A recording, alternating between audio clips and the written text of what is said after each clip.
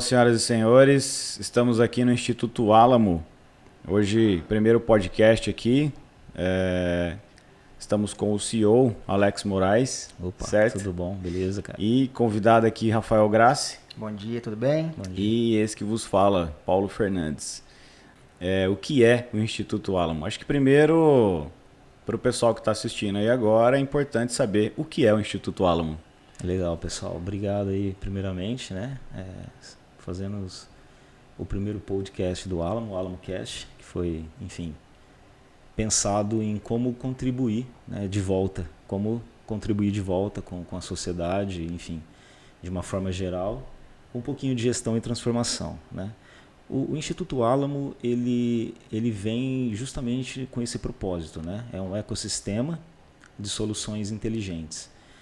Quando a gente usa o termo ecossistema, eu acho que somos bem felizes com a definição, porque não existe um segmento nichado, né? Então a gente pode trabalhar desde tecnologia, educação, gestão de melhoria, enfim, e tudo que a gente entende que pode agregar valor, né? E o Instituto Álamo, ele nasce, na verdade, de um composto da minha própria experiência, né, profissional, e tem o propósito de devolver isso de alguma forma para que os empresários, as empresas, as pessoas, a sociedade possam ter isso como um fato, como uma rotina, né? Como algo na sua vida. E você falou sobre a sua história. Conta um pouquinho, então. Eu sei que você trabalhou como garçom uma época, né? Exato, de garçom a CEO. Isso daria, exatamente. inclusive, uma chamada meio, né, daquelas de aquele gatilho para as pessoas realmente verem de garçom e não é vendendo nada de coach aqui, essas coisas. Era garçom mesmo. Realmente é uma história verídica, né? E real. Exatamente. Acho que a chamada de garçom a CEO é impactante, né? E é um pouco disso, né, cara? Eu me lembro que a gestão apareceu na minha vida a primeira vez, eu devia ter uns 16, 17 anos, eu era garçom em um restaurante aí de renome, né? Um restaurante inovador no segmento, que trouxe alguns conceitos disruptivos na época, né? Que faz tempo, né, inclusive. Quando isso? Vamos colocar a data 97, aqui que acho que é importante. 97, 98, tá? Foi por ali, aonde eu tive o primeiro contato com a palavra gestão. Veja, eu era o moleque de bairro, enfim, reunia ali todas as características, não diria para dar errado, mas talvez não para ter essa jornada até aqui, né? Talvez por uma outra jornada. E foi a primeira vez que eu ouvi a palavra gestão, na verdade. Eu nunca tinha ouvido falar em gestão, né? Acho que o pessoal todo ali da onde a gente cresceu nem sabia o que era isso, né? E para um menino de 16 anos, exato. 98, né? Então era uma época, né, que a gente não tinha... muito paradigma ainda. Né? Exato. As coisas não chegavam com tanta velocidade igual chega hoje. Lembrando que a né? internet não tinha WhatsApp ainda, né? A internet nem era isso que é hoje. Não tinha Instagram. Não tinha essa conexão, né? Essa interconexão. E eu me lembro que teve esse treinamento em gestão total. Porra, eu falava assim, cara, o que é isso, né, cara? O que é gestão total? Sem entender muito o que era, eu percebi que era um ecossistema. Que era algo que amarrava as pontas, né? Vamos falar assim, de uma forma geral. Naquela época, eu percebi que a palavra gestão total e os vídeos que então o dono, a dona do restaurante nos colocaram antes de abrir o restaurante, a gente passou ali por alguns vídeos, algumas formações, né? Algumas capacitações. Eu não entendi muito bem, mas eu memorizei a questão da integração, né? Então, veja, a cozinha tem que estar integrada com o salão, que tem que estar integrado com a logística de recepção, que tem que estar integrado em você saber explicar um prato, mesmo você não sendo cozinheiro, porque o cliente ia querer saber. Sim. Cara, mas como é que é esse prato? Então, naquela época, sem entender muito o conceito, eu memorizei a questão da integração, da conectividade, né? Então foi ali que tudo começou, né? E na verdade a jornada de garçom para mim eu tenho muito orgulho porque foi um trampolim. Sim. Né? Eu sabia que dentro do propósito que eu estava me colocando era talvez, se não a única, mas uma das poucas profissões que me permitia me remunerar, né? Conseguir desenrolar um dinheiro, vamos assim dizer, porque a minha jornada de estudo dali para frente seria muito pesada, né? Nos anos seguintes, quando eu fui estudar, eu não tinha condições de ter um emprego, porque a minha jornada seria integral, né? A minha faculdade, a minha formação, a primeira formação, ela era no regime integral. Então eu percebi, né, que garçom, o segmento, eu sempre poderia trabalhar, Sim. independente de onde eu estivesse, na minha cidade de origem, ou na onde eu estivesse estudando, ou qualquer outro lugar que a vida me levasse, né, essa decisão, né, de seguir essa carreira de tecnologia, né, de engenharia. Eu sabia que em qualquer lugar eu conseguiria me encaixar. Então acho que mesmo sem querer, eu já tive essa sacada, né? Então começamos como garçom ali, né, trabalhamos durante 10 anos. E o legal de garçom é você trabalhar com pessoas também. Eu acho que já te dá um feeling muito grande. Isso, né? Aí foi foda, cara. Fundamental. Pode, tá liberado. Aqui é tranquilo, aqui não tem nada engessado, né? Podcast pode tudo. Porque assim, é isso, tá? Se você vai perceber uma curva na minha jornada, que é o seguinte, no primeiro momento como garçom, é total interação com o cliente, né? Com o ser humano, com todos os defeitos, qualidades, limitações e expoentes aí do ser humano. Eu tinha que me adaptar, eu tinha que fazer um bom trabalho, mesmo que a minha cabeça não estivesse ali naquele momento, né? Minha cabeça estava lá no futuro, mas eu tinha que fazer o melhor. Né? Eu acho que você citou uma coisa extremamente interessante aí que as pessoas acabam deixando passar. Garçom, lidar com pessoas, mas não é qualquer pessoa, é lidar com clientes. Exatamente. Né? O Graça, ele costuma falar uma coisa, o seguinte: todo mundo no mundo vende. Exato. Tem que vender. Alguma coisa você tem que vender. É o seu serviço, é um produto, seja lá o que for, você tem que vender. E para isso você tem que ter uma relação muito assertiva com o seu cliente. Então entender esse processo eu acho que foi fundamental aí nisso. Sem saber que era assim. Talvez né? sem enviesar, é legal que aí você já entrou de uma maneira muito livre para isso, né? E realmente, né? Então você tem que ter essa percepção de encantar o cliente. Não, e vamos falar aqui, cliente restaurante é chato. É muito. É chato. Eu tenho várias histórias.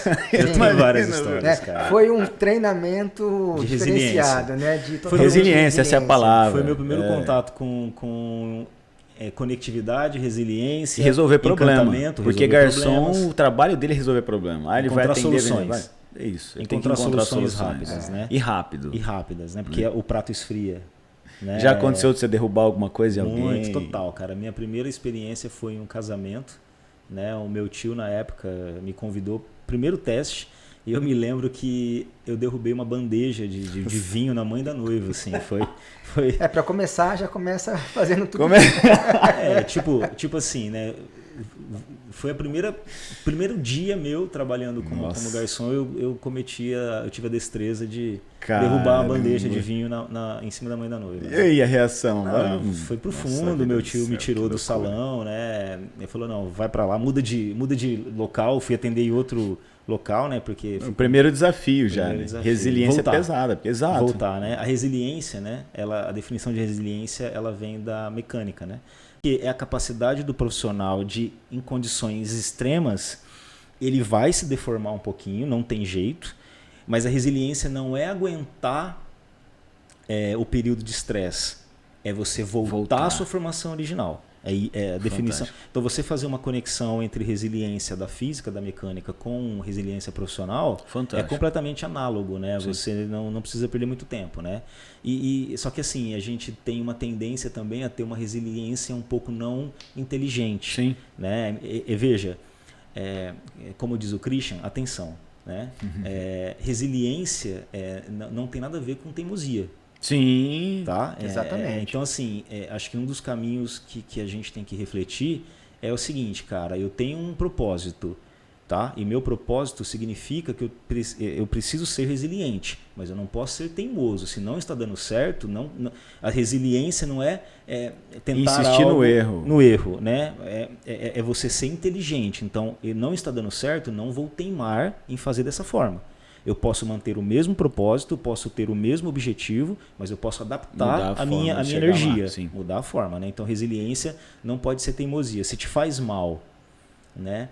e não está agregando valor, você pode continuar com o seu propósito, mas você pode se remodelar. Sim. Né? Isso é resiliência. Não, fantástico, é isso. Exato. E aí, depois de garçom, você foi para engenharia. Durante a engenharia eu fui garçom, inclusive, né? Ah, Porque acabou perpetuando. Eu fiz a faculdade, né, de engenharia em computação. Tem um trecho aí bacana, né, cara? Eu fui em 2001, eu fui até então na universidade, eu fui me inscrever, era carnaval, eu não tinha feito vestibular. O meu pai virou para mim e falou, cara, você tem que ir, né? Vai. E eu fui. Eu peguei o ônibus, fui lá na cidade, cheguei, era carnaval, semana de carnaval. Só estavam na época o reitor e mais algumas pessoas lá no administrativo. Eu cheguei e me identifiquei dessa forma. Eu vim aqui fazer matrícula. Aí a secretária, né, falou, mas você fez vestibular e tal? Eu falei, não fiz. Não fiz vestibular, tá? Eu vim aqui, quero me matricular. Ela falou assim, então você vai ter que conversar com o reitor. E aí, cara, eu fiquei em 14º no vestibular. Nossa. Que é maluco, né? Eu sentei com o reitor, bati um papo com ele, fez algumas perguntas para mim na época lá, algumas perguntas até para medir o meu nível de conhecimento. Mas assim, foi meu primeiro, foi minha primeira reflexão sobre essa questão de educação, né? Que até hoje eu trago para mim, né, cara, a real importância e a assertividade do vestibular, né? Sim. Como que isso precisa de uma forma ser revisto. Sim. E veja, eu não estou usando as palavras não precisa ter. Sim. Né? Tem que deixar de existir. Não é isso que eu estou dizendo.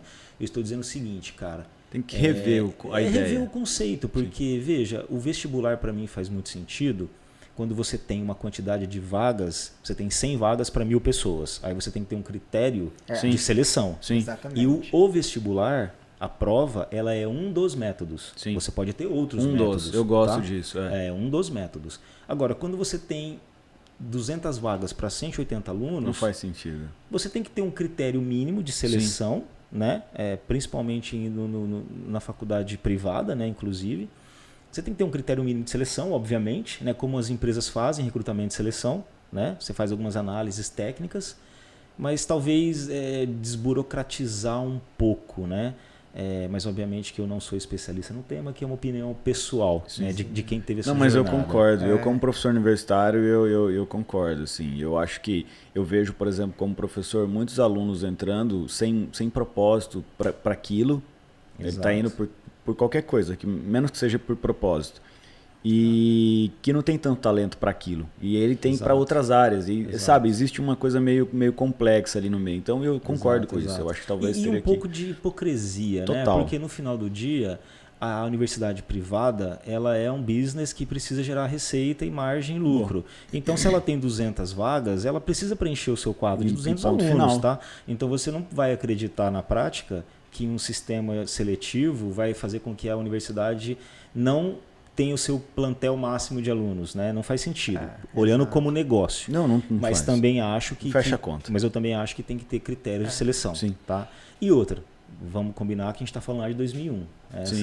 Muito tempo atrás. Né? Hoje a gente tem outras metodologias de seleção que evoluíram no tempo. Mas foi isso. E por que engenharia? Cara, primeiramente, foi porque meu pai quis. Né? Porque a gente fala, essa é a verdade, tá? Do interior, garçom, e aí não, você é engenheiro, né? Quando foi que deu aquele start assim, ou você falou, não, eu vou começar para ver como é que foi esse rolê aí. Porque... Eu quero ter essa transformação.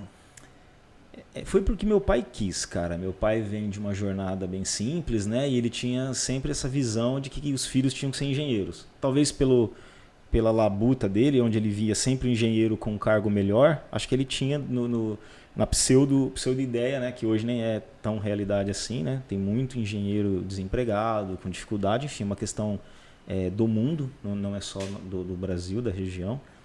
Mas ele tinha esse desejo, esse sonho, né? E o meu irmão mais velho fez engenharia primeiro, ele foi primeiro, e aí tinha aquele lance, cara, você tem que fazer engenharia e tal. E a minha ideia primária era fazer engenharia civil.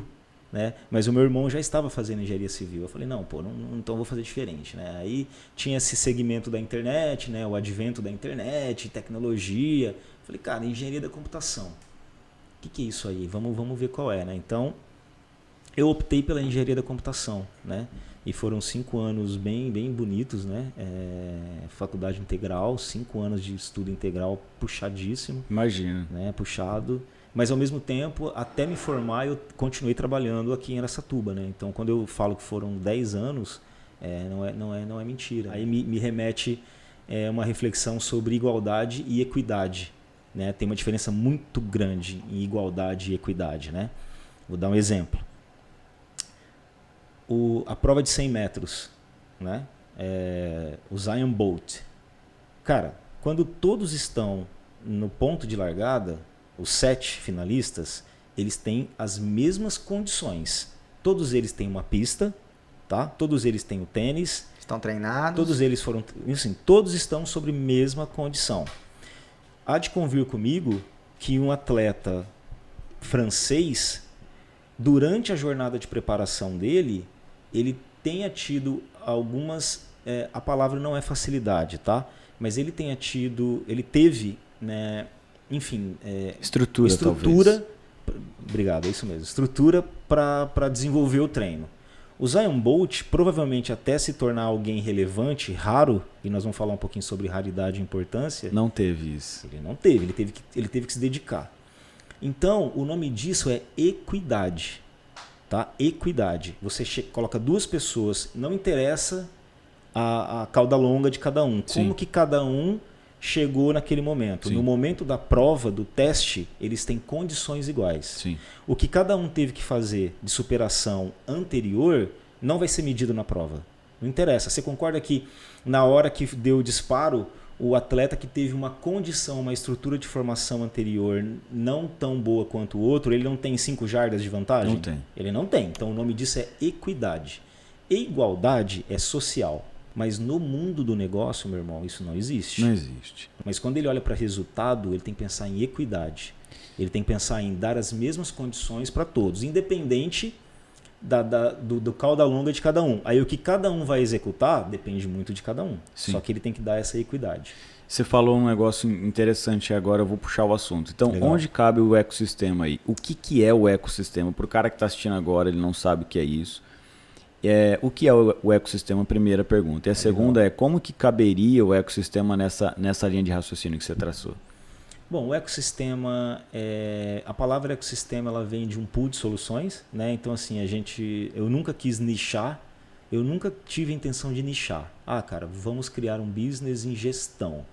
Não, porque o que é gestão? Então já começa daí. Porque geralmente gestão, quando a gente olha em gestão, até o próprio empresário mesmo, ele olha como uma receita de bolo pronta. É de prateleira, um produto de prateleira. Eu vou comprar uma gestão empresarial. Como se gestão tem a ver com cultura. Eu acho isso fantástico. Assim, ainda nesse assunto, eu só quero acrescentar aqui, jogar gasolina na fogueira. Legal. Eu estava vendo uma pesquisa essa semana e a gente falando com vários executivos. E a pesquisa diz o seguinte, que 60, não vou lembrar exatamente o número, mas depois eu posso deixar aí a fonte e tal, tudo certinho. Legal. 60 e alguma coisa por cento dos problemas das grandes empresas são os executivos. Eu vou pegar a sua frase e real. Eu vou deixar ela mais clara.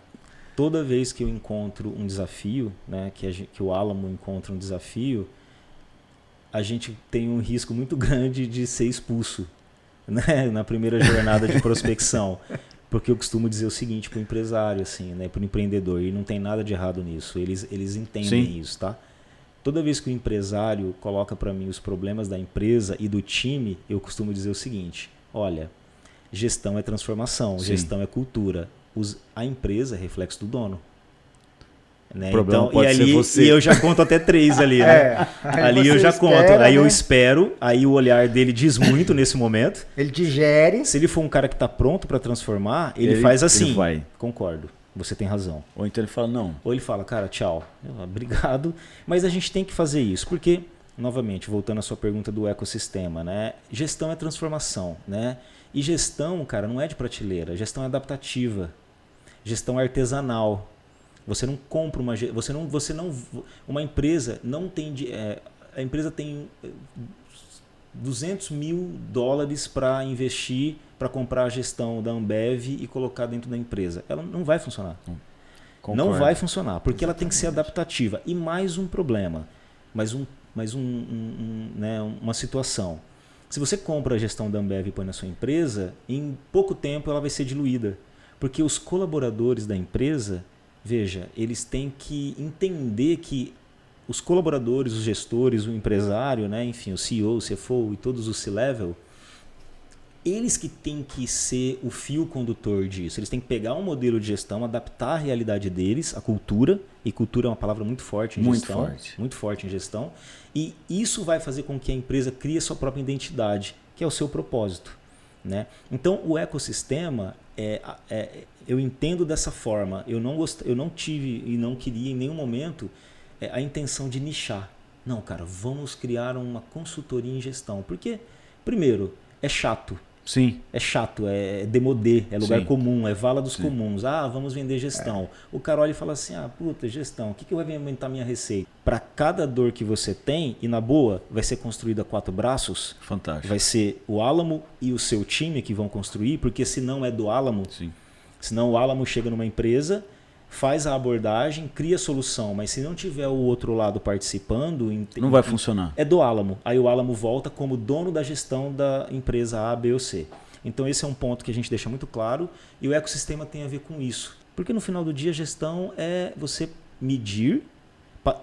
gestão é o quê? Você padroniza, mede, mensura, identifica os desvios e os gaps e volta o ciclo de...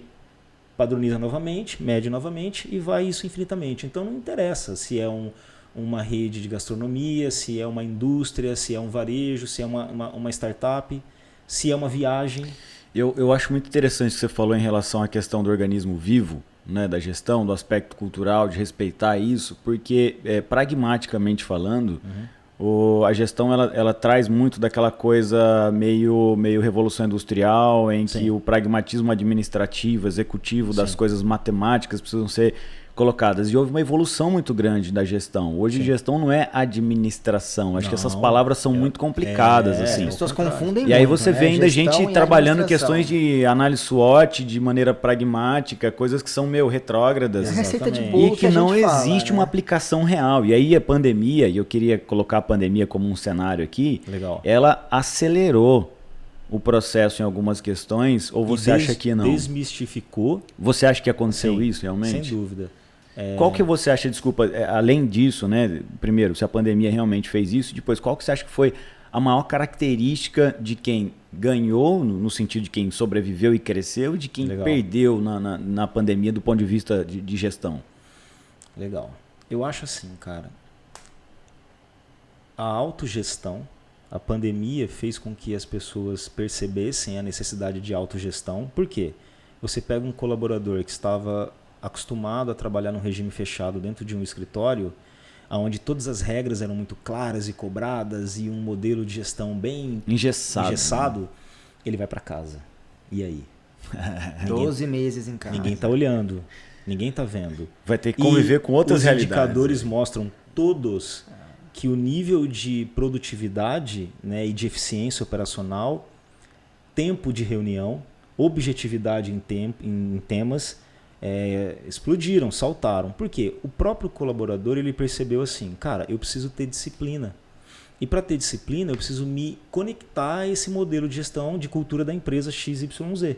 Então, dentro da sua própria casa, em home office, ele teve que desenvolver isso, e o nome disso é autogestão. Exatamente. Ele teve que entender assim, cara, não tem mais ninguém aqui agora olhando o que eu estou fazendo. Mas veja, é o meu emprego. Só que eu tenho que entregar, né? Eu falo isso porque eu fiquei quase 2 anos de home office, né?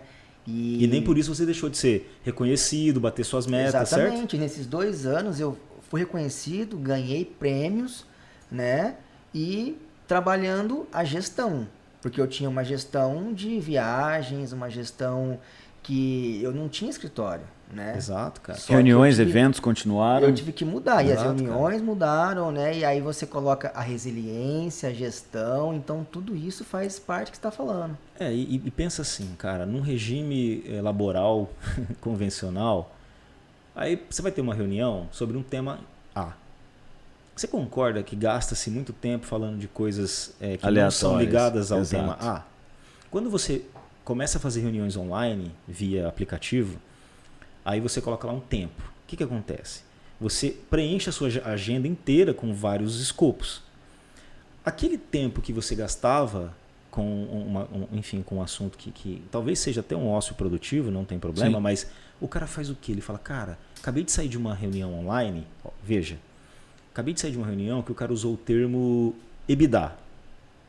E eu não sei o que é. Eu tenho uma outra reunião daqui 40 minutos. O que ele faz? Vou pesquisar. Ele vai para o YouTube, mete um vídeo ali de 15, 30 minutos, análise de EBITDA para não financeiros. Rapidamente ele tem uma percepção rasa, obviamente, mas ele já aprendeu. Ele se contextualizou. O delta dele de 1% do dia ocorreu. Né? Talvez na empresa, Talvez na empresa, dentro do mesmo segmento, ele não teria esse tempo. Não fosse possível. Não fosse possível. E quando ele chegar em casa para poder fazer esse estudo, essa jornada de estudos, ele vai estar cansado no final do dia e tal. Então, assim, obviamente que ninguém aqui está sendo o dono da matéria, né? O objetivo aqui não é dizer o que é certo e o que é errado, é a percepção. Então, a minha percepção, a pandemia, principalmente, ela construiu a autogestão. Sim. Então, se ele quer entender de SWOT, por exemplo, ele não vai fazer um MBA, ele vai pegar alguns caras que são autoridades no tema, com exemplos práticos, faz ali uma videoaula de 15, 30 minutos, ele testa aquilo num primeiro momento, não vai ser muito bom, ele vai ter 30% de resultado do que ele aprendeu, só que ele deu o primeiro passo. Se ele esperasse, talvez, para fazer uma formação acadêmica... Isso é muito mais demorado. Pós-graduação, etc., então, não ia conseguir. Ele, ali, rapidamente, ele faz uma primeira absorção do conceito, né, como você falou, de SWOT. Ele já separa o que não interessa para ele. Sim. Isso aqui para mim não interessa. E ele começa a colocar na prática aquilo que ele aprendeu. Aí no primeiro dia ele erra 70%, no segundo dia ele erra 65%, e aí, cara, sucessivamente. E aí a validação dele é mais prática e real, exato. Ele não tem que passar por essa parte mais pragmática. Exatamente. Enfim, essa coisa mais clássica que talvez engessa o sistema, ou seja lá qualquer ferramenta. Eu venho da indústria bélica, né? Como eu falei, eu me formei em engenheiro de computação, depois, enfim, né? A vida fez com que eu fosse aceito pelo ITA, que dentro do meu segmento até então era e é, né, até hoje um dos institutos de tecnologia de maior relevância no país. Quando a gente fala ITA, né, a gente sempre falava, nossa, a ITA é muito concorrido. É o maior, até então, era o maior concurso público do Brasil. Então. Porque é um concurso público, né? Na verdade, eu não fiz graduação, né? Eu fiz o mestrado. Eu fiz graduação em Lins, né? Na engenharia de Lins, que é altamente qualificada. Sim. Né? No ITA eu fui fazer um mestrado, né? Entendi. E é ali que eu conheci o segmento bélico, que eu me formei em engenharia, em mestrado em engenharia eletrônica e sistemas embarcados, né? Enfim, aí fiz minha carreira toda na indústria bélica. E então ali o sistema de controle é muito extremamente rigoroso, cara. Não pode ter falha. Como eu brinquei, né, cara?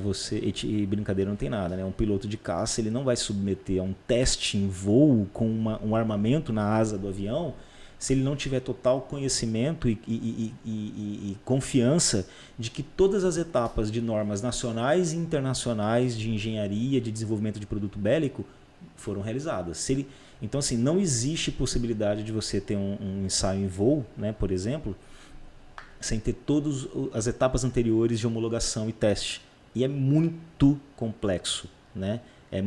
Assim, é o estado da arte de tecnologia, né? Porque tem a vida do piloto que está em risco, né? E todas as pessoas que participam de um envelope de um ensaio em voo, né? Ali faz sentido. Ali faz todo sentido você ter essa gestão extremamente rígida, né? Se bem que é muito comum você ter metodologias ágeis no desenvolvimento de produtos, até produtos bélicos, para poder ganhar mais eficiência operacional, tentar desburocratizar um pouco mais, softwares que fazem cálculos estatísticos de probabilidade de erro e de falha, né, de sistemas aeronáuticos, bélicos.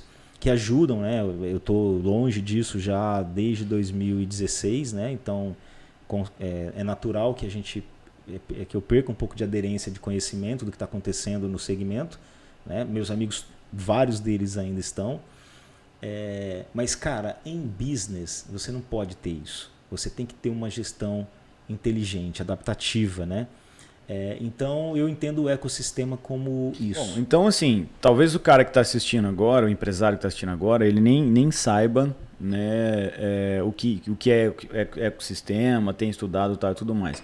Mas ele durante a pandemia sobreviveu, né? Foi algo extremamente caótico a pandemia. Acho que por mais que falasse, sei lá, 5 anos atrás para o empresário, você tem que reestruturar a sua empresa, você tem que reinventar seu negócio, porque nós vamos ter uma pandemia, o mundo vai parar. O cara fala, ninguém ficção. Iam falar que eram todos loucos. Que planeta que é esse que esse cara vive, que isso é ficção, isso não existe. E existiu, e aconteceu. Exato. Agora, qual que foi o fator determinante para esse empresário que sobreviveu? O que ele fez que os outros não fizeram? Você acha que ele foi mais rápido para perceber o negócio dele? Você acha que ele estava mais preparado? Qual que foi a grande sacada desse empresário? Até, porque assim, eu entendo que o cara sobreviveu, mas ele nem sequer se deu conta por que ele fez isso. Como que ele fez isso. Sim. Né? Na cabeça dele ele fala, putz, passei, e agora? Eu acho que tem, assim, cara, a gente ficaria aqui uns 2 dias falando sobre isso. Não né? é? Eu acho que depende muito do segmento. Então tem segmentos, assim, o advento do e-commerce, naturalmente, já preparou os empresários, de uma forma geral, os negócios, né, para a pandemia de uma forma orgânica, né? Então, obviamente, eu vou tomar muito cuidado no que eu vou dizer aqui, justamente Sim. porque tem N segmentos. Sim. Então, você tem segmentos que tiveram que se readaptar do produto produzido. Exemplo, segmentos que tiveram que produzir máscara. Sim. Então, o cara se reinventou. Para ele, beleza. Porque ele não era digital. Como ele não era digital, ou ele se reinventava rapidamente, e aí tem que ser uma gestão adaptativa, tá? Tem que ser um modelo ágil de gestão, do tipo tomada de decisão com uma matriz de risco simples, sem complexar, né? Sem burocratizar, para ele poder virar a chave do produtivo. Tinha tempo para validar também, né? A validação era uma coisa meio diária ali, do tipo... Era tudo novo para todo mundo, né? Risco total. O cara... Mas aí que tá. Lembra-se, né? Vamos aqui parafrasear Jorge Paul Leman, né? Sim. Capacitação, gente boa e tomar risco. Então, o empresário que teve essa noção do tipo, cara, eu não sou digital. Ou eu me reinvento rápido, tomando risco, fazendo uma gestão de risco simples, mas fazendo. Então, foi muito comum empresas produzirem outros produtos durante a pandemia, porque o produto core dela não tinha saída, porque as lojas estavam fechadas, o consumo não ocorreu. A área que eu atuo, né, a gastronomia, por exemplo, foi a que mais sofreu, foi devastada. Nossa. Né? Então, mas aí vamos ver 2 parênteses, né? Aquele que já estava no e-commerce, aquele que já era digital, Exatamente. E e-commerce entenda como um WhatsApp, uma venda pelo delivery ali, né? Sim. Então, aquele que já tinha percebido a escalabilidade e tinha se estruturado minimamente para isso, ele não cresceu. Mas ele não sobreviveu, ele não morreu. Ele passou o momento, Ele passou o momento, porque o produto dele continuou saindo no mesmo volume. Porque o consumo continuou. A grande questão é o acesso. A maneira pelo qual o consumo era feito. Né? Se você pegar o tiozinho e a tiazinha, o senhorzinho e a senhorinha que comprava a geladeira, a linha branca, como que funcionava? O cara ia na loja física. Exatamente. Né? A linha branca, antes da pandemia, ela tem uma penetração de venda online e pós-pandemia ela tem uma outra penetração de venda online. Mudou o cenário, né? Então, assim, por quê? Porque até o senhorzinho e a senhorinha aprenderam que eles tinham que comprar, só que eles não tinham mais a loja para ir lá pegar e olhar. Uma característica que o empresário hoje de gastronomia, e eu vou falar porque eu conheço mais, né, a área, mas também isso isso está meio que envolto a outros também. Ele percebeu que se ele tivesse antenado, ele teria sobrevivido, teria dado mais certo. Existe, e hoje ele está mais aberto a ouvir conselhos, obviamente, exato. E talvez até colocar o negócio dele para uma avaliação, uma validação maior tal, e tudo mais. Existia algum tipo de sei lá, algum sistema ou algo a ser colocado que pudesse preparar esse cara antes da pandemia? Vamos supor que de repente não tem como prever a pandemia, obviamente. É uma contingência, um mas, plano de contingência. Exato. Imagina que o cara já tivesse pode ter de contingência? Procurado o Alamo e falado assim, cara, eu quero, diante desse cenário mundial muito louco, o que eu posso fazer com o meu negócio, de modo a eu ter um plano de contingência, sim. Um plano de segurança? Sem como dúvida. Sem dúvida. Eu vejo de duas formas. Depois eu quero retomar qual foi o principal motivo por qual as empresas... É que a gente está acelerando aqui, o assunto está tão legal. Mas manda primeiro do principal motivo, depois você joga essa, eu acho. Cara, na minha opinião, assim, o cerne, tá? De novo, são vários segmentos, várias estratégias, mas para mim o cerne foi o custo operacional, tá? Foi ter a sacada de que você conseguiria ter uma redução de custo operacional num momento mais trágico da sua história.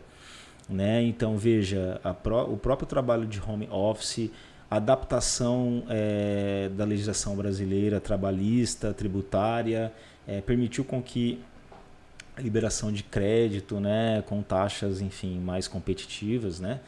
E essa estratégia de gestão imediata, né? O senso de urgência, eu queria dizer, né? O senso de urgência fez com que os empresários, né, de uma forma geral, novamente, dependendo de cada segmento, olharam assim, cara, eu preciso reduzir custo. E quando você tem que reduzir custo, você corta na carne. Sim. Não tem outro jeito, né? Sim. Então, ele teve que abrir mão de alguma gestão burocrática do passado, que era uma cultura, que era uma visão de totalidade. Peso, né? Com altíssimo peso na rotina, e ele falou, não posso. Se eu continuar com essa visão de gestão pesada, eu não vou ser leve o suficiente para tomar decisões mais rápidas. Então ele absorveu o impacto da primeira onda, se reestruturou com uma gestão mais adaptativa, inteligente, leve, mais prática, começou a diminuir custos, mas quem não surfou essa onda ficou pelo caminho. E a palavra-chave para mim é redução de custo operacional. Fantástico. Eu acho que tudo na última linha, porque por mais que você venda, você pode dobrar a sua venda. Se você não tiver eficiência operacional, na última linha não fecha a conta. Não vai fechar. Então acho que a palavra-chave foi redução de custo operacional, tá? Na minha opinião. E agora vamos para aquela então. Existe uma forma... Então, imagina se o empresário antes da pandemia procurasse o Alamo e dissesse assim, olha... Não sei, eu tô com um pressentimento aqui, o mercado tá estranho e tal. Tem como eu submeter a minha empresa a algum tipo de estudo ou algo para me assegurar dessas, né? Na verdade, eu diria que isso é rudimentar, né? Na verdade, eu diria que independente do que possa acontecer, porque pode ter a pandemia de não vírus. Então, mas eu acho que o empresário hoje, eu vejo, por exemplo, pro cara do segmento de alimentação que sofreu muito, os caras apanharam demais. Sim. Então, eles hoje estão preocupados, tipo assim, o que eu posso fazer para que se caso venha algo parecido de novo... Se voltar uma quarta onda, uma quinta onda... Ou não só a pandemia, sei lá, caiu um meteoro no planeta Terra e metade dele, sei lá, sabe? Isso são variáveis que a gente vivenciou, então a gente não pode dizer que não existe, porque estamos vivenciando, mas o ciclo de repetibilidade disso na Terra... É muito longo, cara. Sim. São 100 anos, pelo menos na história contemporânea, a última foi há 100 anos atrás. Eu acho que quando eu falo do alto vírus é a má gestão do negócio, que pode ser tão impactante quanto ou até maior do que uma pandemia. Só que aí o cara meio que, talvez pela rotina, ele não percebe. Isso, aí ele fala, não, beleza. Porque às vezes ele não gerencia o risco. Então, é isso que eu quero dizer. Aonde que o Alamo pode ajudar? Sendo bem pragmático. Gestão de risco e estratégia. Então, é algo que não se é conversado nas empresas. Por quê? Porque requer uma maturidade empresarial muito grande, né? Então, e é rudimentar. Você ter o hábito de fazer uma gestão de risco e estratégia. Então, cara, vamos mapear por ferramentas simples e objetivas quais são os riscos do meu negócio. Veja, quantos empresários, empresas, empreendedores deixam de olhar quais são os riscos do negócio somente olhando para o faturamento. Sim. Deixa eu olhar para o faturamento. Porque o chavão se eu crescer faturamento, eu estou bem. E às vezes não, cara. Você morre por saúde. Quais são os riscos do meu negócio? Um concorrente, uma mudança de comportamento do perfil de compra do cliente. Fantástico. Um fornecedor. O cliente está migrando para uma compra online e eu não atendo o meu cliente no online. Ou eu tenho um produto que precisa ter um pós-venda um pouco mais humanizado e depois a gente pode falar um pouco do Mercado Livre, né? Se é que podemos falar aqui, acho que sim, não tem problema, tranquilo, né? Sim, porque são exemplos, são cases veja, também, né? O Mercado Livre, o que o Mercado Livre está fazendo no consumo no Brasil, né? Pelo menos no Brasil e pelo menos na minha experiência do que eu observei. O Mercado Livre ele é pró-cliente. Sim. Você tem o Código de Defesa do Consumidor que garante o direito ao cliente de devolver qualquer produto comprado no e-commerce em 7 dias, independente do motivo, tá? Aí vem o Mercado Livre e fala assim, cara, foda-se, você pode devolver em 30 dias. Acabou.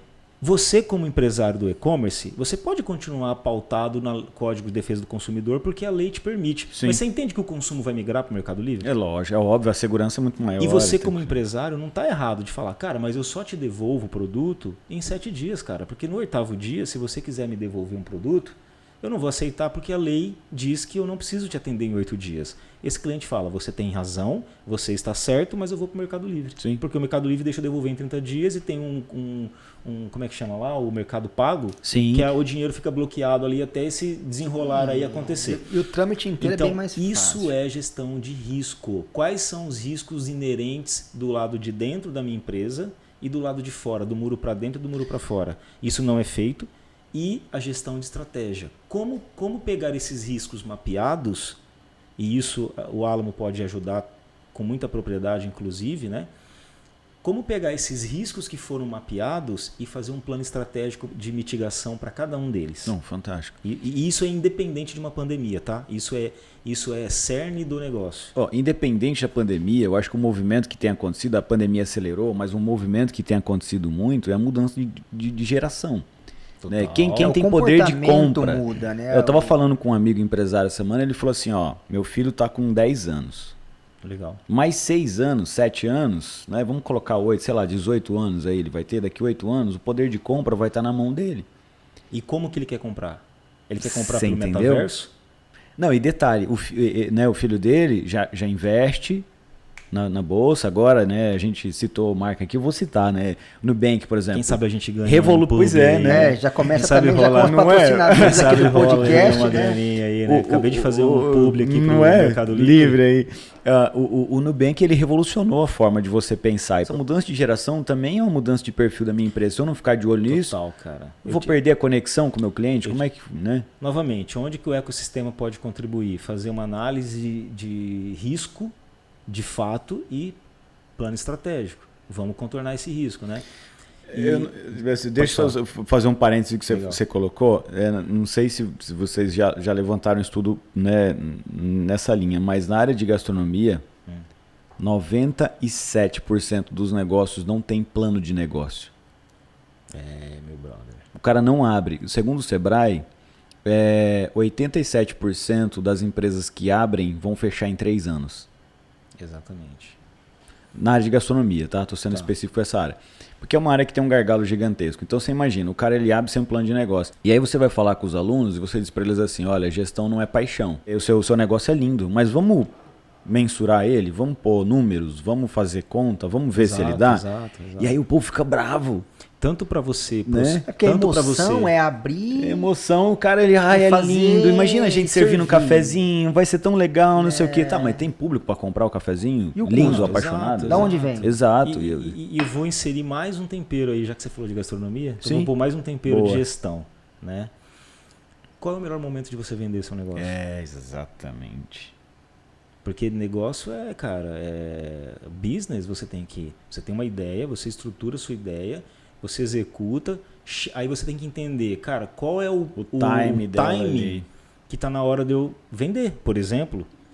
Por quê? Porque eu pego isso e faço novos negócios. Fantástico isso. Né? Então, é o empreendedor, o business plan, né? O plano Sim. de negócio, eu diria que hoje é uns 50% do volume de atividades que o Alamo atende hoje na região, cara, é fazer modelagem de planejamento de negócios, análise de viabilidade, quais são... O DRE fala muito, né? A gente tem um plano aqui de fazer um treinamento de DRE para não financeiros, logo né? vai sair. Mas não para não financeiros do tipo, você financeiro não participe do treinamento. Não é isso. Descomplicando o DRE. Descomplicando, fazer. Fantástico porque, isso. cara, o DRE diz muita coisa do seu negócio, cara. E transforma. Transforma. Quando você consegue ler um DRE para quem não sabe, né? Para quem está eu ouvindo ia perguntar agora, fala o que é o DRE. É demonstrativo de resultados do exercício. Nada mais é do que um grande funil da onde que como que a receita, né? Para onde que foi a receita? Né, no final do dia. O dinheiro entrou e onde que ele foi alocado na empresa e no final do dia, fantástico, quanto que sobrou. Então, assim, um plano de negócios ele tem basicamente 3 pilares. Tá? Primeiramente, para em pé, antes de você pôr dinheiro e tirar a paixão, que é o que vocês estavam falando. Sim. Para em pé, primeiro ponto. Aí você tem que ser muito frio. Eu costumo dizer para os executivos do Alamo é o seguinte, quando você fizer uma modelagem, você tem que estressar uns 10 cenários, pelo menos, com o cliente. Jogar muita areia para ver se 10 cenários, cara. Deixa eu mostrar vários cenários aqui. Porque senão, o cara vai te forçar a fazer o cenário dos sonhos. Porque você tem que traçar o pior cenário e aí você fazer a contingência para não chegar nesse pior cenário. E veja, se você faz um pior cenário e no pior cenário você tem rentabilidade, você pode então ter surpresas positivas. E o melhor cenário? Você vai ter tal. E se você fizer o melhor cenário e parar nele, você vai ficar surpreso quando o número não foi exatamente aquele. Então, primeiro pilar, na minha opinião, de um plano de negócio. Para em pé. Sim. Tá? Segundo pilar de um plano de negócios. Em que momento eu posso expandir? Em qual momento eu vou ter caixa para fazer o meu negócio de uma unidade virar 2, virar 3, de um produto virar multiproduto, virar multissegmento, tá? E terceira análise qual é o momento de eu vender? Boa. E isso, o plano de negócio, ele não pode ser uma ferramenta estática, ela é dinâmica. Então você tem que... É um organismo vivo, como você colocou. Exatamente. Ciclicamente tem que estar sendo realimentado e feito as análises. Então, eu acho que esses 3 pilares são que sustentam o porquê que um empresário, tanto no início de um projeto ou já em execução, por que ele deveria ter um plano de negócios e revisitar esse plano de negócios, né? E para nós para mim, pelo menos, é muito óbvio, mas em tempos de pandemia, o óbvio precisa ser dito. Concordo. Exatamente, né? Precisa ser muito dito. Isso, né? Sim, muito. É isso que eu entendo, tá? De Sim, plano de negócio. eu acho interessante essa coisa do organismo vivo, porque às vezes você acha que você estabeleceu ali uma métrica e ela vai até o fim, mas a sociedade ela continua a evoluir. Exato. O pensamento evolui, mudam-se as gerações que estão consumindo. De consumo, cara então assim... Eu me lembro que quando o Zuckerberg lançou o metaverso, cara, e de novo, hein? Vou falar aqui a minha opinião, não tenho competência, nem tenho acesso a informações estratégicas aí, mas veja, sem ter números formados, mas vamos combinar aqui que o volume de dados, a volumetria de tráfego de dados e palavras que são comunicadas, que são transmitidas e recebidas entre o WhatsApp e Instagram e Facebook, eu não vou cometer o erro de falar que é maior, mas vamos combinar que esse volume é tão grande quanto o próprio Google? Sim. Você percebe que o Zuckerberg tem na base dele uma volumetria de dados e palavras estratégicas de um tamanho, eu não sei dizer se é maior ou menor, tá? Quero que fique bem claro, mas tão grande quanto um próprio Google, cara, acaba que ele tem uma própria rede dele. Você já parou para pensar que você poderia, o próprio WhatsApp, na hora que você escrever a palavra pedreiro, o próprio WhatsApp trazer na sua região a quantidade de cotações que foi trocadas entre A e B de pedreiro e ele te trazer uma tabela de preços na sua região? É surreal isso aí. Então assim, como é que é o Google? Você joga no Google lá, mesa. O Google traz lá o Google Shop, não traz lá todos os preços? Por que não jogar no WhatsApp, mesa? É rede de pesquisas, né? Aí então, tudo e obviamente, e novamente, surreal. Tá? É a minha única e somente percepção minha. Eu não tenho o WhatsApp do Zuckerberg para saber se é verdade ou não. Mas a minha capacidade de interpretar o que está acontecendo é que em algum momento ele percebeu assim, cara, a minha base de dados e de comunicação e de transmissão no mundo me propicia criar um ambiente chamado metaverso que eu vou migrar a venda para lá. E se você não... Aí, novamente, o que você me perguntou da pandemia, o que o empresário poderia dizer? Cara, talvez o metaverso, e é somente a minha opinião, desculpa, para quem não tiver pronto, vai ser uma pandemia.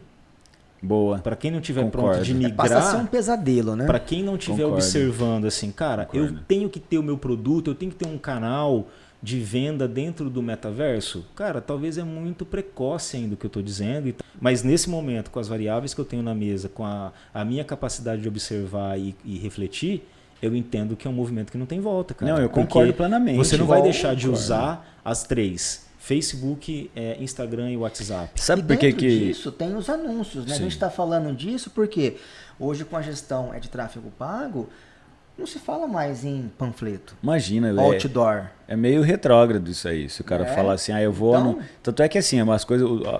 Quando o empresário vem procurar e fala, pô, e aí, o que eu faço? Como é que eu vou projetar isso aí? A gente faz panfleto, sei lá, a gente vai pro semáforo distribuir, sei lá. Cara, não, abandona isso aí. Né? Instagram, são as mídias sociais. Dentro não tem dessas como, mídias para as pessoas certas, né? Então, cada vez mais, os dados, igual você falou, Alex, tá muito mais assertivo. Exato. Né? Dentro das plataformas. Não, e eu concordo plenamente com o que você falou. Eu não vejo um cenário diferente, até porque quem vai conversar com tudo isso, quem vai dialogar, quem vai conviver com tudo isso aí é a geração que está vindo. E quem tem filho sabe como é que é. Veja, não faz nenhum sentido hoje a gente ter no site do Alamo, por exemplo, na minha opinião, um conteúdo pesado de gestão, na minha modesta opinião, tá?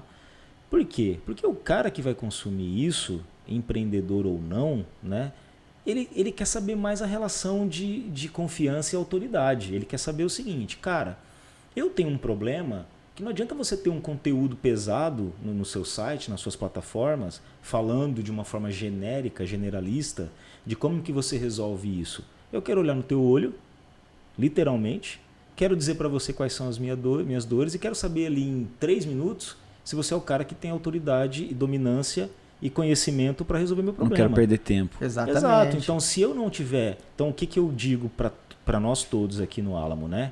As palavras do George Paul Lehmann, cara. A gente tem que se autocapacitar. Então, eu faço as minhas autocapacitações, né? Enfim, formação e especialização. Cada um de nós sabe quais são os gaps que a gente tem. Então, cada um de nós tem que se autocapacitar, principalmente voltada para coisas práticas. Quer ver, cara?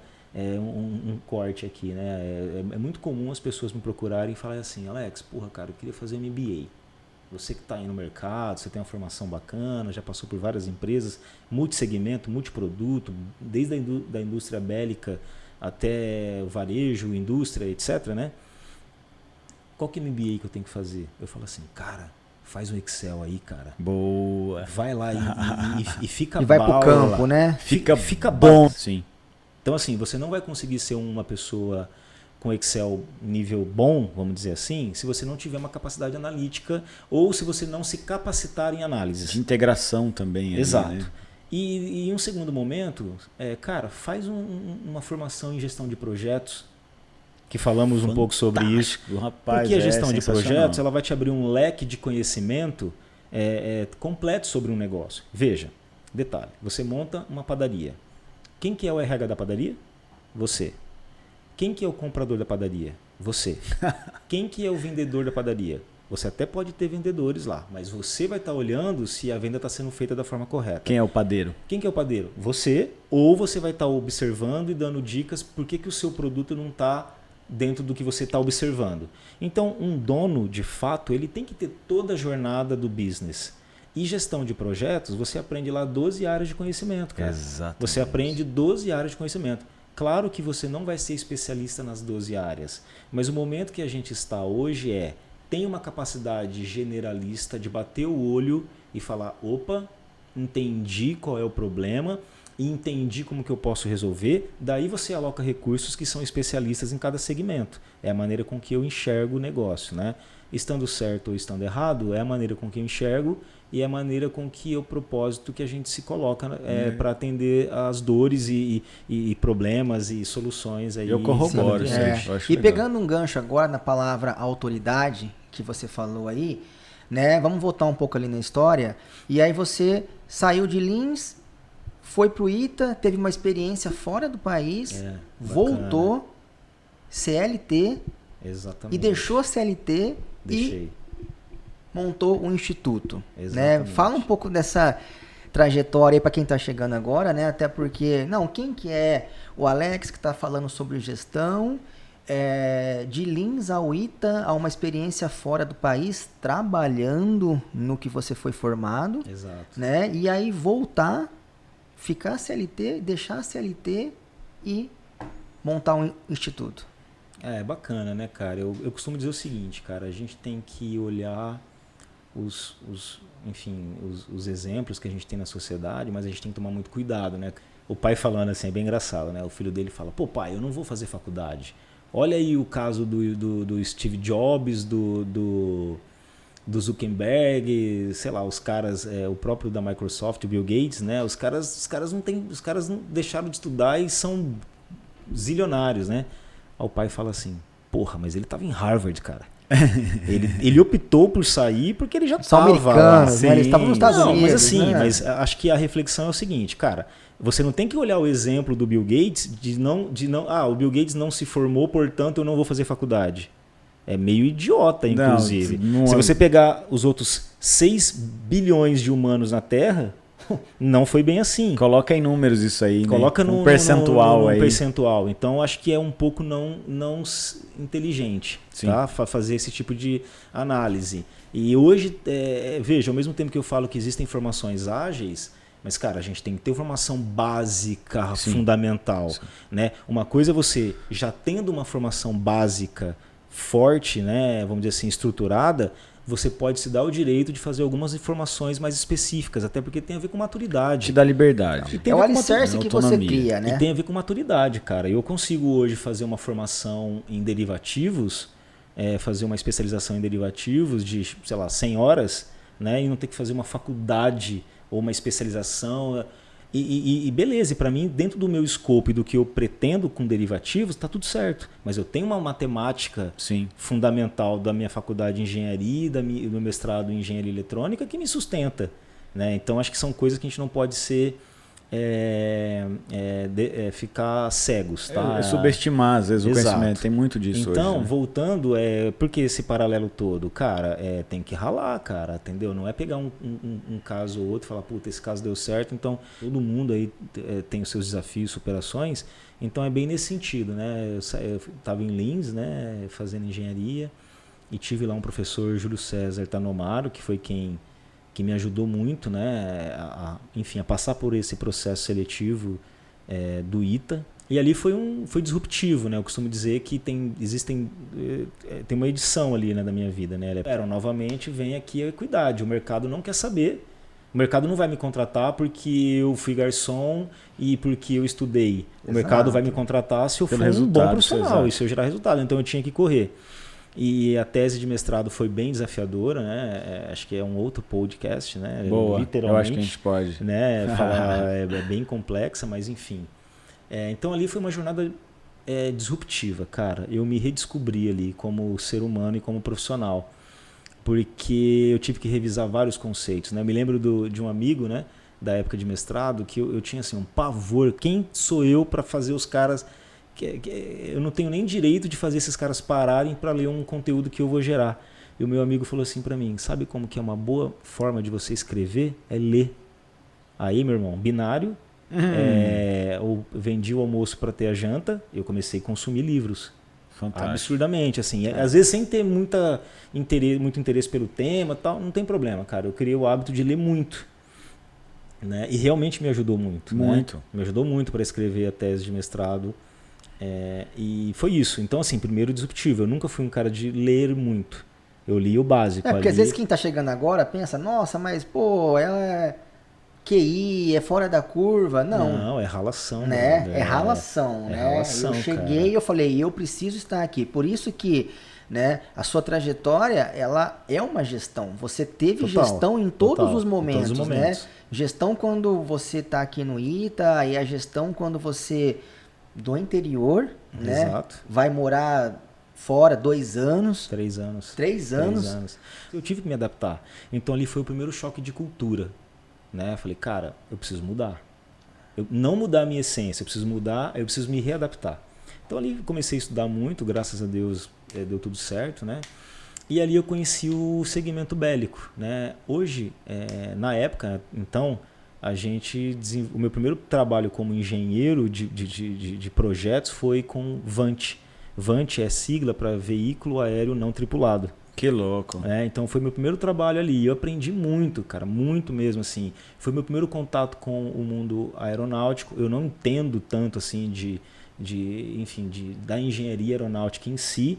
Eu, obviamente, que eu aprendi um pouco, mas o meu conceito, o meu segmento era mais sistema embarcado, era eletrônico e software embarcado. Então eu fui me adaptando, fui me desafiando, fui conhecendo muitas pessoas, fui mudando de empresas, né? E dentro de uma empresa que eu trabalhava, houve essa oportunidade de fazer a jornada fora do país, que era um projeto de transferência de tecnologia entre o Brasil e a África do Sul. E aí, mais uma vez, a gestão, cara, foi a motivação, o trampolim. Eu vi aquilo para mim como único plano. Eu falei, cara, não tem outro plano. Eu preciso agarrar essa oportunidade de ter essa jornada fora do país. Porque eu sabia que, de certa forma, você tem sempre o tangível e o intangível, tá? Você pode ter o conhecimento técnico, mas a autoridade, a experiência também são coisas que contribuem para a formação de um profissional, né? Você pode ser o melhor cozinheiro do mundo. Se você não souber se relacionar, se você não souber apresentar o seu produto, as chances se reduzem, né? Elas diminuem. Consideravelmente. Então, assim, eu agarrei, né, com todas as forças que eu tinha na época, essa oportunidade de ir para a África do Sul. E lá foram 3 anos de capacitação no idioma, na cultura, na maneira com que o engenheiro de um outro país, de uma outra história, né? Lembrem-se, né? A África do Sul teve a segregação, né? O apartheid, né? Então eles tiveram que desenvolver uma tecnologia interna por causa de algumas... exatamente.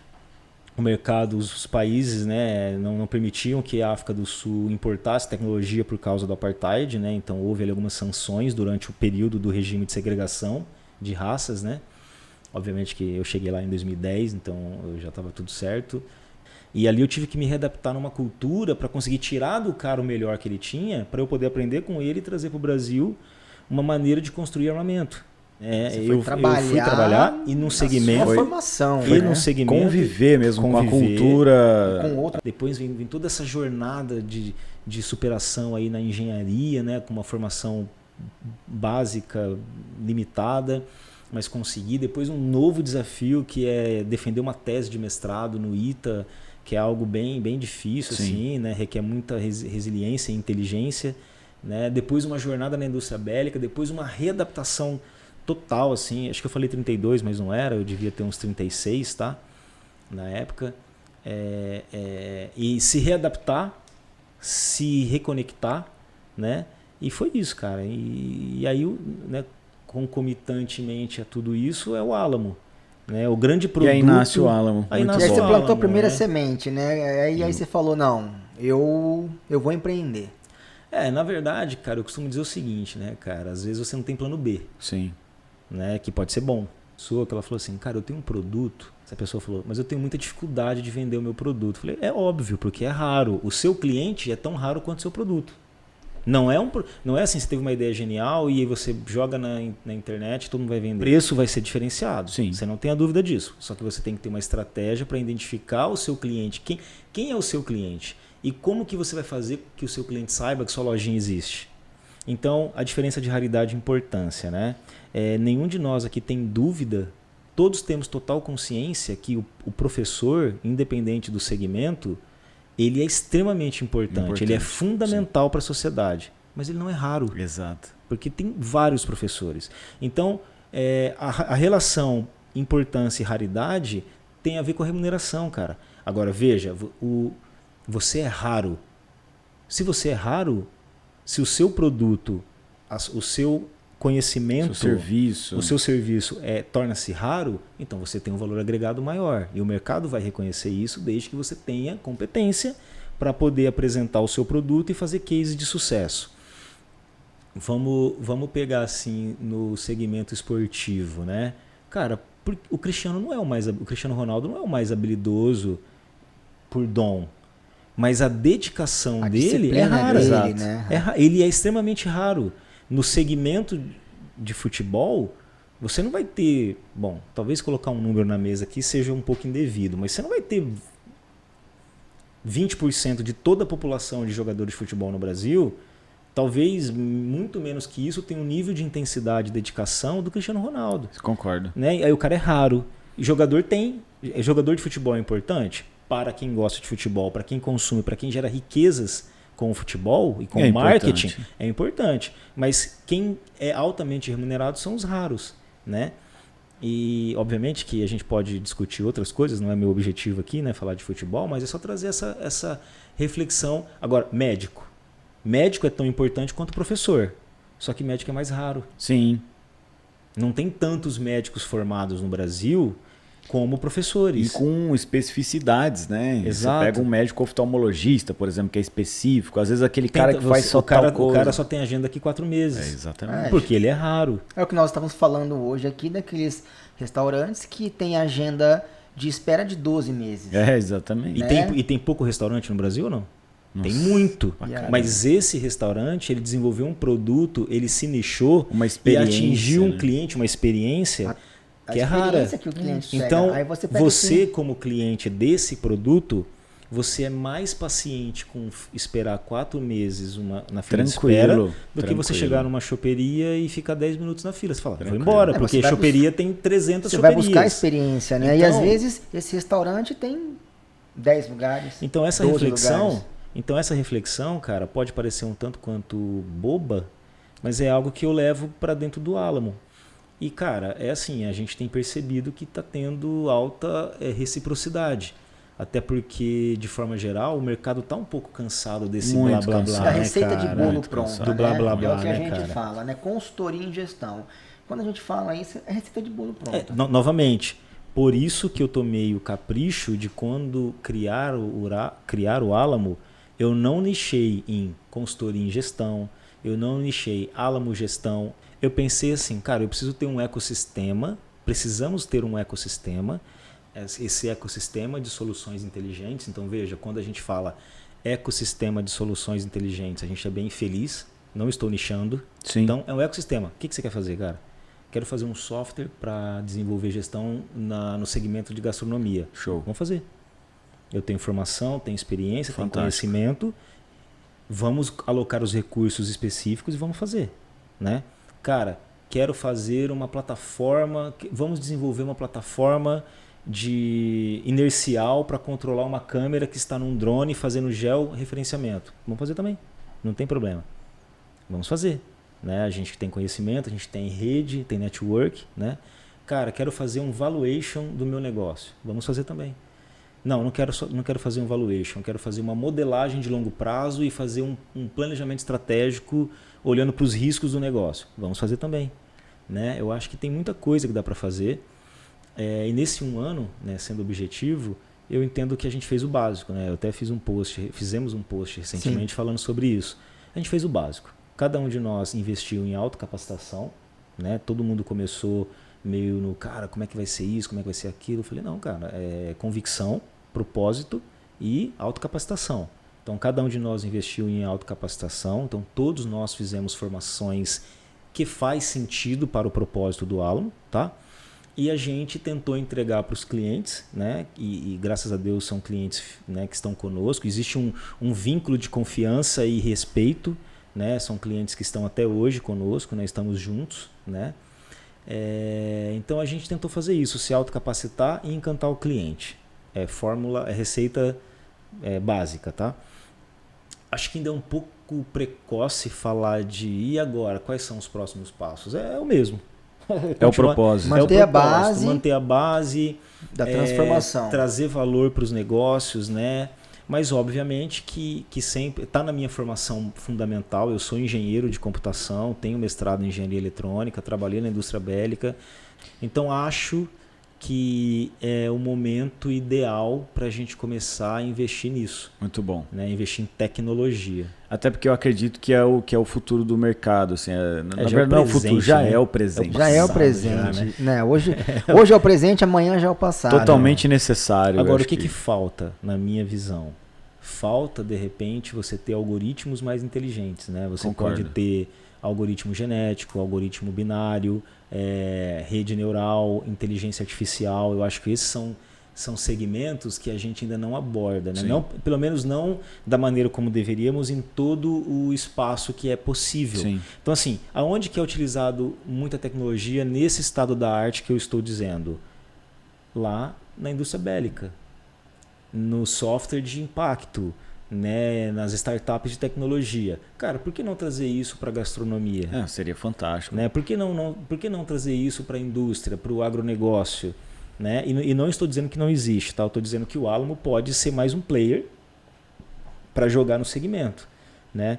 Então eu tenho refletido em como estruturar isso, porque também não é fácil. É bonito eu vir aqui tirar do papel, falar aqui para vocês, não, eu tenho esse plano, tenho essa ideia. Eu sei que eu tenho know-how, né? Eu tenho know-how, então eu sei que eu sei fazer, eu sei aonde que tem que ser colocado, mas falta de fato, né, a gente estruturar isso, tirar do papel. Mas no curto prazo eu diria que a gente vai fazer o básico, né? Back to the basic. Nós vamos fazer o básico bem feito, meu amigo. Tá? É ótimo. Sensacional. Exatamente. Maravilha. Bom, queria agradecer aqui, Alex, bacana, mais uma vez, o Graci, e teremos outros. Vamos abordar outros assuntos. Esse foi o primeiro, né? E agora a gente segue também aí. No próximo a gente mostra o time, né? Exato, a gente traz o time, acho que é esse legal da próxima trazer o time. Nós vamos trazer quem hoje é o ecossistema do Instituto, exato, né? E como cada um hoje está contribuindo para essa transformação e esse propósito. Exato, e aí já falar um pouco mais de gestão de maneira mais abrangente, inclusive trazendo talvez alguns cases aqui, trazendo algumas ferramentas e talvez deixar para o empresário que está ouvindo aqui uma ferramenta prática que ele já pode, ouvindo aqui, tentar aplicar, enfim, e tudo mais. Não, bacana, eu acho bem bacana, eu agradeço vocês pelo tempo e disponibilizar aí todo o conhecimento e expertise, né? E acho que a gente começa a construir mais uma página da história do livro da história do Alamo, entendeu? De todos, né? De todos, né? Então, agradeço. Obrigado. Muito bom. Valeu. A gente que agradece. Valeu. Tamo junto. Valeu.